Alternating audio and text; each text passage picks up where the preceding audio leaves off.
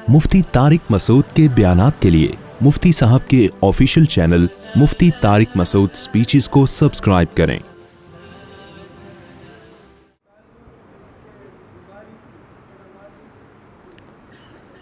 अच्छा, ये भी कॉमन सवाल है भाई। कह रहे हैं वालदा का इंतकाल हुआ, उनके ज़िम्मे कुछ नमाज़ें थी, तो क्या हम वो फ़िदिया देंगे?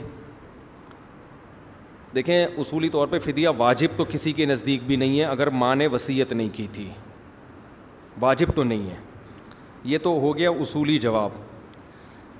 इसके बाद आम तौर पर जो जवाब दिया जाता है कि औलाद अगर अपनी खुशी से दे दे तो बहुत अच्छी बात है, ये जवाब दिया जाता है। लेकिन मेरा तर्ज़ ये जवाब का नहीं है।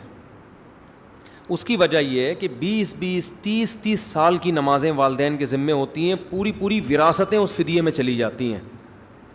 अब हमारे यहाँ अक्सर उलमा तरगीब तो दे देते हैं कि औलाद को चाहिए कि वो अपनी खुशी से फ़िदिया दे दे। अब औलाद सोचती है कि अगर हमने नहीं दिया तो माँ बाप को अज़ाब होगा, दे दिया तो अज़ाब उनसे टल जाएगा। अब ज़ाहिर है कोई भी औलाद ये नहीं चाहती कि माँ बाप को क्या हो, अज़ाब हो, तो अमलन वो वाजिब ही समझ रहे होते हैं, यानी अखलाकी तौर पर वो बोझ तले आ जाते हैं कि यार देना तो है, ठीक है नहीं देंगे गुनाह नहीं होगा, लेकिन माँ बाप को हम जलता देखें और माँ बाप के ज़िम्मे इतनी नमाज़ें हों। नतीजा क्या निकलता है कि 20-20, 30-30 साल की नमाज़ों में ठीक ठाक रकम जाती है, और ये शरीयत की मंशा है नहीं। इस्लाम चाहता है कि विरासत किस में तकसीम हो, औलादों में। तभी तो माँ बाप को हुक्म दिया कि आप सदका भी ना करें इतना कि औलाद महरूम हो जाए। तो इसलिए मैं जो मसला बयान करता हूँ ना वो ये बयान कर, और शरन ये जो नमाज़ों का फ़िदिया है ना, ये कोई हदीस से साबित भी नहीं है।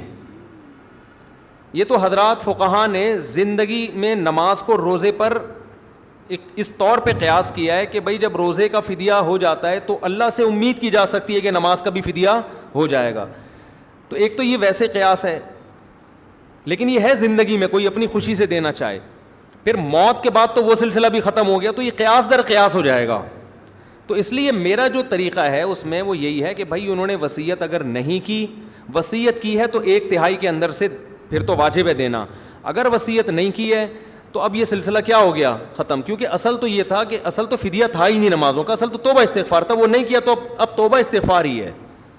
तो अब बजाय इसके कि लाखों लाखों रुपए फ़िदिये में दो, अच्छा खासा औलाद के लिए मसाइल खड़े हो जाते हैं, तो सीधा सीधा जितनी अल्लाह तौफ़ीक दे बस सदका खैरात उनके लिए कर दिया करो। उसमें लोग हिसाब लगा रहे होते हैं 10 साल 20 साल, 2-4 नमाज़ें हो तो चलो है भी, अब 20-20 साल से लोग नमाज़ें नहीं पढ़ रहे, तो औलादों के तो फिर 2 आदमी कर रहे हो तो हम फतवा दें कि उनके बच्चे ये काम कर लें। 5% लोग नमाजी हैं, 95% 30-30 साल की नमाज़ें लेके जा रहे हैं, तो क्या 95% लोग सारी रकमें सदकों में कर देंगे? तो ये कुछ चीज़ें ऐसी होती हैं प्रैक्टिकल लाइफ में, जब आदमी आता है ना तो वो कहता है यार ये मार्केट में चलने वाला हिसाब किताब नहीं है, इससे लोग उलझन में आ रहे हैं। अगरचे बहुत से उलमा कहते यही है कि तरगीब है भाई कर लो, अच्छी बात है, फ़र्ज़ नहीं है लेकिन कर लो। मैं तरगीब भी नहीं देता कि बस अब ख़त्म हो गया उनका सिलसिला, उन्होंने तौबा भी नहीं की, उन्होंने फ़िदिया भी नहीं दिया, तो अब उनके लिए तौबा है, तौबा इस्तिग़फ़ार करो। बाकी सदक़ात व खैरात का दरवाज़ा तो क़यामत तक खुला हुआ है, तो बजाय कैलकुलेशन करने के नमाज़ें इतनी थी, वैसे ही जितनी तौफ़ीक हुआ करे सदका कर दिया करो और अल्लाह से उनके लिए इस्तिग़फ़ार करो। अगर अल्लाह ने ये हुक्म दिया होता ना कि नमाज उसी वक्त ज़िम्मे से हटेगी जब तक फ़िदिया नहीं दिया जाएगा, फिर तो हम कहते कि जब अल्लाह ने कह दिया है तो अब्बा से नमाज़ों को साक़ित करने के लिए हम फ़िदिया देंगे। अल्लाह मियाँ ने तो ऐसा कुछ कहा है नहीं, ये तो हम एक महज़ एक अल्लाह की से अच्छी उम्मीद लगा के एक काम कर रहे हैं। तो बस फिर तौबा इस्तिग़फ़ार और हस्ब तौफ़ीक सदका खैरात काफ़ी है, बजाय इसके कि आप उसकी बैठ के कैलकुलेशन करें।